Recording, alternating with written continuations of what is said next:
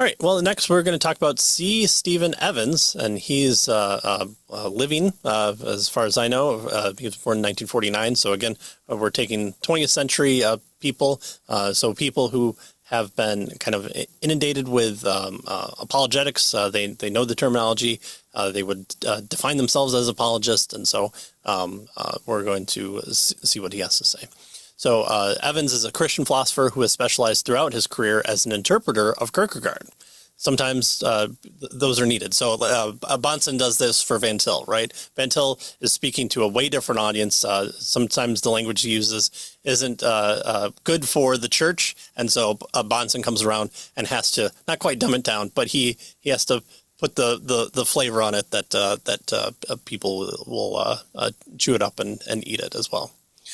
Well, Evans' classical approach and evidentialism. In Evans' recent work on apologetics, he advocates a broadly evidentialist approach that incorporates what he regards as the valid insights of Reformed apologetics and of Fideism. So, There's all four of them right there. Yeah.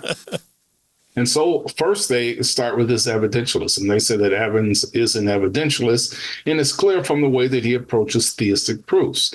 In an article defending natural theology, he argues that rather than abandoning theistic arguments, that we should frame them evidentially, right? So natural theology, conceived as part of an apologetic enterprise, does not need, he tells us, to lead to a complete view of God. We don't have to get all the way there, right? It needs only to discomfort the atheists and the agnostics. Let's, think of the tactics books where we put a rock in their shoe, right? Right. So that's what he's getting. He suggests that the plausibility of thinking that there is something transcendental of the natural order, something that has come, some of the characteristics of the Christian God, and then taken collectively, that is the arguments, prove a cumulative case for the reasonableness of believing in God. Mm-hmm. Which I guess would, put him more on the evidentialist side of things. Mm-hmm. Mm-hmm. All right, but what puts him on the Reformed apologetics side? Evans has given little attention to the Reformed apologetics of Gordon Clark or Cornelius Van Til. However, consistent with his move in 1994 to Calvin College, in recent years he has expressed strong support for crucial aspects of the new Reformed epistemology, especially associated with Alvin Plantinga. Mm-hmm. Evans believes that the primary purpose of Reformed epistemology is not to convince unbelievers that Christianity is true, but rather to help Christians understand how their beliefs qualifies as knowledge, which would put them in that new Reformed camp. Yeah, and I think this is a helpful kind of way to view apologetics as well. Right? Not only does it attempt to move the needle with the unbeliever, but it also gives confidence and encouragement to the believer. That's a good reason to study and know apologetics, because it helps you to have more confidence in your faith, right? Right. And so that's the position here that he's suggesting. Mm-hmm. Yeah, which is what we saw in Frame's Apologetics as well. Mm-hmm. All right, what about Evans and Fideism? Well, as we might expect of a scholar who has devoted years to the study of Kierkegaard, Evans' approach to apologetics draws heavily on the Fideist tradition. Indeed, his book, Faith Beyond Reason, Evans takes the unusual stance among evangelical philosophers and apologists of viewing fideism, notice, as a rational and valuable perspective. Go figure, right? Right. Well, the Fideist element in his apologetic may be illustrated from his book, Why Believe? One way he adopts a Fideist position is in his assessment, of the value of theistic arguments. He views them neither as rigorous deductive proofs of theism, as the classical apologist does, nor as showing that theism is a probable or more probable position, as the evidentialist, nor as a reducible to a single transcendental proof, as Van Til's version of Reformed apologetics.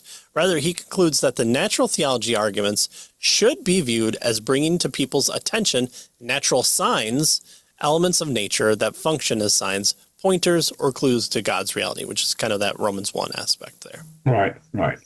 A second Fideist element of Evans' apologetics is that it is centered on an appeal to non-Christians to approach Jesus in the gospel, notice, as a person to know. So that is clearly fideistic, right?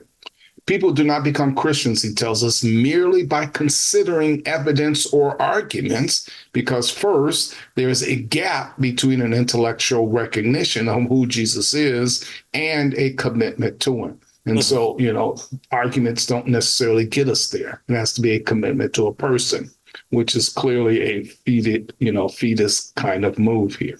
Yeah. Yeah. You read Lee Strobel's kind of take on that is he was following the evidence, but at some point, even before completing a full look at the evidence, the faith that his wife showed, his personal experience with the Christian worldview, all those things kind of enveloped him and caused him to come to saving faith. So it wasn't just, I totaled up one side, I totaled up the other, 1 = 1, and all right, I guess I believe now. So there's an element of personhood, an element of more than just the mind coming into play, but there's that kind of spiritual aspect that fideists are going to point to, and that's what Evans is pointing to here. All right, well, those are two ways, but a third way Evans follows the fideist tradition is the use of the paradoxical argument that it is a credible character of the Christian message that shows its divine origin. So it's so outlandish of an idea that it could only come from God, and the fact that people believed in it, that it motivated them, and that it seemed to work for 2,000 years of Western thought to bring us where we're at today. It seems to have that divine origin in that it functions so well, and it comes from this incredible message that's almost unbelievable to human experience. Right. He says that if Peter and John and Paul and the other apostles wanted to invent a new religion, they could hardly have hit on doctrines less plausible to their hearers. To the strictly monotheistic Jews, they proclaimed that Jesus was the Son of God, and Jesus and his Father were both God. To the rationalist Greeks, they proclaimed that Jesus, lock, stock, and body, had risen from the dead, and that followers would someday experience this same resurrection. Which, on Mars Hill, this was one of the reasons why Paul was dismissed by many of the Greeks. The very preposterousness of the teachings is a sign that they were proclaiming what they had experienced as true and were convinced was true. So that type of outlandishness informs, at least causes us to look at, to say, well, if they were going to make it up, why not be better at it? And it seems like, well, unless if it was the truth, and so we should look at it a bit closer there. Right. Especially the idea that once we go on to see what happens to the apostles. Right. Yeah, it's so paradoxical, and it's so out of, what you might expect, that it has to be something that they didn't make up, right? That's the idea. And of course, that's the fideist kind of indirect argument that our authors want us to see. Yes. All right, what about Evans on integration? Well, Evans discusses the integration of his diverse approaches to apologetics explicitly in his book, The Historical Christ and the Jesus of Faith. Specifically, he states that he'll assess the viability of two different types of theological accounts of how knowledge of the incarnational narrative is possible. And these two accounts are an evidential model that understands knowledge of the story as derived from the ordinary historical evidence, what he terms the reformed account, that describes the knowledge as a product of the work of the Holy Spirit within the life of the person. So he says he wants to use these two kind of approaches, these two kind of accounts. One is the evidentialist kind of model, and the other is the reformed kind of model that relies on the work of the Holy Spirit. Mm-hmm. So the evidentialist offers a case that is supposed to be based on objective evidence that would be generally accepted. Such a case it shows that Christians do know what they claim to know. It appeals in the end, however, that the claim that this objective evidence is objectively good evidence is not itself a claim that is generally accepted. Evans concludes that the evidentialist argument can still be used, though, but the evidentialist will have to acknowledge that there is a subjective dimension to the claimed objective case. So, if this doesn't convince me, well, okay, but it's good evidence. Yeah, but it doesn't convince me. Well, all right, then we have to realize that there's more than just it's just the facts, ma'am, it's the deductive logic of Sherlock Holmes. It's not just I'm going to follow this path. There seems to be some other element, and boy, if only the Christian worldview would speak on this type of subjective suppression of this objective evidence. I wonder what would happen if that would be the case. Yeah. Well, in other words, he would have to acknowledge that not everyone will see the evidence in the same way. And That's absolutely true. Right. And so Evans suggested we view evidentialist apologetics and the testimony of the Holy Spirit, both approaches here, not as rivals, but as complementary. Evans suggests several possible ways the two accounts can complement each other. First, and most obvious, one might simply see the two accounts as applying to two different groups of people, right? Evans points out that this seems to be the actual state of affairs. Some people come to faith without any conscious consideration of the evidence, right? They don't look at evidence as just maybe a tragedy in their life that leads them to faith. Whereas others come to faith through a process that includes rational reflection on the evidence. So perhaps, you can kind of combine these, and they're complementary because they're focused on two different groups of people and how they come to faith. Mm-hmm. Right. Well, the second possibility is to see the two types of account as applying to different levels of knowledge. Here, Evans invokes William Alston's distinction between first-order knowledge or knowing something and second-order knowledge of knowing that we know it. Yeah. The third Evans suggests is that the two accounts can play both a role in resolving doubt in the mind of the believer.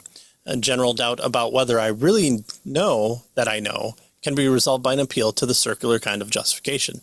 That reminds me that what I believe is certainly true because it was revealed by God in the Bible. Right. Okay. And so our authors tell us that perhaps the central thesis of Evans' model for integrating the evidentialist and the Reformed tradition is that apologetics and religious epistemology are not identical enterprises. For Evans, the Reformed approach generally has more value in understanding how we come to faith, while the evidentialist approach generally has more value in functioning as a means through which we come to faith, right? So one explains how we come to faith. Right. The other one gives us a means, or helps us to see a means through which we come to faith.